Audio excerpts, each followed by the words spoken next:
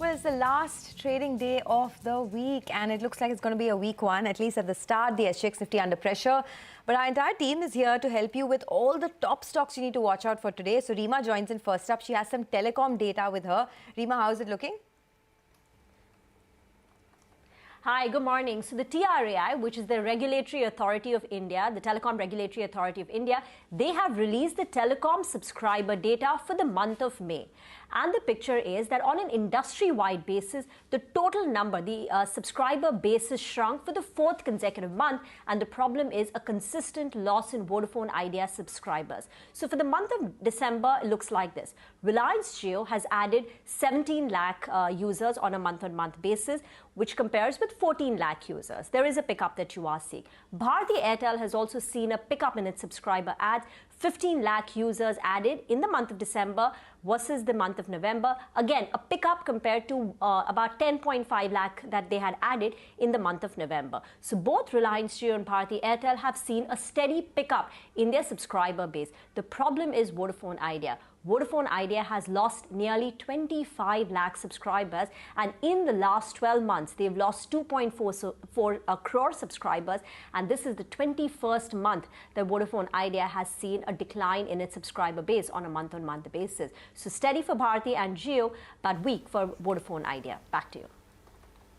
Okay, all right. Thanks a lot for that, Rima. Well, Nimesh joins us to tell us about the potential deal that's in the works. Minda Corp and Pricol in focus, Nimesh? Yes, Nigel. So, you heard this in closing bell as well yesterday. I had alluded that there's going to be a big deal, and it's finally official now. So, Minda Corp is looking to acquire 15.7% stake in Pricol. Do remember, this they are looking to acquire not from the promoters, but from the open market, from the institutional investors. So, the reverse book building was launched last evening. They're looking to acquire these shares at 209 rupees per share. I was looking at the shareholding pattern of Pricol. It's widely held by institutions as well. So we need to see how much it gets participated. So and again, Minda is looking to spend close to 400 crores for acquiring this 15.7% stake in Pricol. Three things to watch out going forward. One, how much it gets subscribed in the reverse book building today. Two, will Minda then go ahead and look to acquire the promoter stake as well? And if that happens, will it trigger an open offer as well? So a lot of things will get clear in the next few days. But to start with, Minda is looking to acquire 15.7% in Pricol via reverse book building today. Okay, thanks a lot for that. I just want to mention that Pricol has put out a release where they're saying that the promoters have absolutely no intent of undertaking any secondary sale.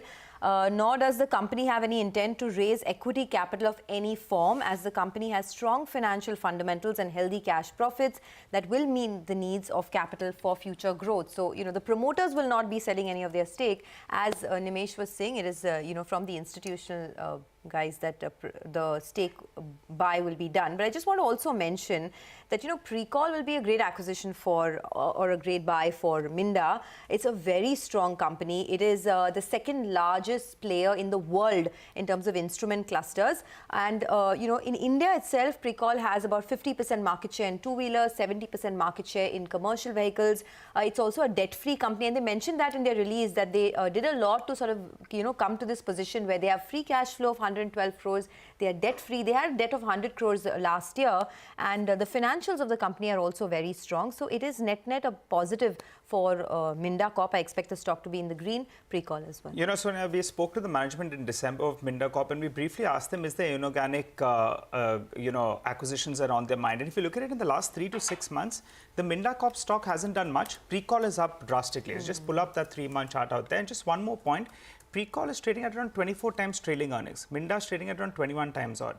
So let's see what's the clarification that comes in from Minda Corp, whether it will be EPS accretive going ahead, because actually Pricol is trading at a higher multiple. So we'll keep an eye on both those two stocks. Also, just one point, these instrument clusters, right? It's all in your car. Yeah. It's the display, the indicators, the telematics, everything that's present in a car. And now that's gaining so much ground because of electric vehicles. Yeah. So, Pricol also provides all kind of connected vehicle solutions, whether it's telematics, onboard navigation, mobile screen mirroring, sensors.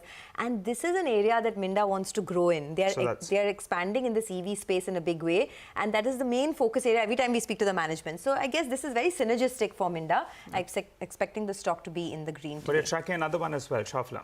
Yes, Schaeffler, very good numbers coming through, and I'm going with green over there as well. The margins are up 40 basis points year on year, and the revenue growth has been very healthy. Almost an 18% growth is what we've seen on the revenues on a year-on-year basis. The EBITDA, core EBITDA, has moved up to almost 350 crores versus 287 crores same time last year, and profit growth of 21% as well. So going with green for Schaeffler. Okay, all right. Well, I'm tracking two companies, UltraTech as well as Vedanta. There could be some green on both these two stocks. For Vedanta, the government of Chhattisgarh, they're opened up a bid, and now they've declared Vedanta as the preferred bidder. This bid was for the auction of a nickel, chromium and associated platinum group elements block. So they have won that, and they've been declared the highest bidder with the final price of around 4%, price offer 4% that was submitted by the company. So that's about Vedanta. I mean, the stock could do well, but though the dollar index is stronger, so let's see how that reacts, because normally it's negative for metal prices. Moving to UltraTech, they have continued to expand. And now, in fact, they've announced the commissioning of the 1.3 million tons brownfield capacity at Chhattisgarh and 2.8 million tons capacity at Odisha. This takes the total capacity to around 127 million tons odd. So they've commissioned it, and they're on their way, moving to around that 150 million tons target that they had mentioned earlier. But let's go across to Vivek. He's tracking a couple of stocks, RailTel as well as NLC India. Vivek? Well, good morning. Some news flow on both of these stocks. So first up, RailTel, the company had received an order of a little over 33 crores. This is from the Bangalore Metro Rail Corporation, and this order is for the installation and the maintenance contract for IT network infrastructure. Also keep on your radar, NLC India, the company along with its JV partner has actually gone ahead and planned to set up almost 1,980 megawatt worth of thermal coal capacity, and this particular power project is going to come up in Nagpur. The company already has power tie-up for this particular installation that it plans to set up with the Uttar Pradesh as well as the Assam Discom. So also the company is also looking to go ahead and set up another coal-based pitted thermal power project of 2,400 megawatt in Odisha, and for this particular power project, the PPAs have been signed with Tamil Nadu, Kerala as well as Odisha. Okay, thanks a lot for that. Well, let's do a quick recap of all the stocks in focus. There's Bharti Airtel, Reliance, Minda Corp, Pricol, Schaeffler India, Vedanta, UltraTech Cement, RailTel Corporation and NLC India. While stocks with negative news flow today, there's Vodafone Idea that we're looking at. But also let us talk about the commodity space. Manisha Gupta is joining in for a quick roundup of all the action there. Manisha, there is of course this expected rate hike, 50 basis points perhaps in the next Fed policy. What is the impact that all of this has had on the commodity markets overnight? Quite on the bearish side, Sonia. So you have all the commodities actually trading in the negative as we've started a new Asian day here. So the crude oil prices have extended losses as longs unwind one. Sluggish near-term demand also seems to be weighing on. And as the IEA report says that 50% of all the demand growth that will come in this year will come in from China. And a big question mark there on sustainability of this demand is what is clearly weighing on. In the meanwhile, you have the U.S. crude inventories, which also have risen for an 8th straight week. But crude is not the only one. The U.S. natural gas is trading at a 2-year lows. The Baltic Dry Index now is hitting a fresh 2020 lows. You have the gold prices trading at 1-month lows, silver at 2.5-month lows, palladium is trading at 3.5-year lows, tin is trading at a 1-month lows as well. So while, of course, China is flagging stimulus measures and that could push growth, markets are not seeing those numbers come in right now. Jan was weak. Feb is expected on to be a weaker side as well in sense of demand, and that's weighing across commodities. I think copper is the only one which will close this week in the positive. The rest of the base metals, precious metals, and energy will close this week in the negative. All right, Manisha, thanks very much for that. We'll take a very quick break here. We'll be back. We connect with Siddharth Khemka of Motilal Oswal Financial Services for a chat on markets. We'll also have some earnings which are still pending. I mean, the earnings have come, but interactions are pending. So we'll be catching up with the management of PSP Projects to discuss their third quarter results. That conversation follows after the break as well.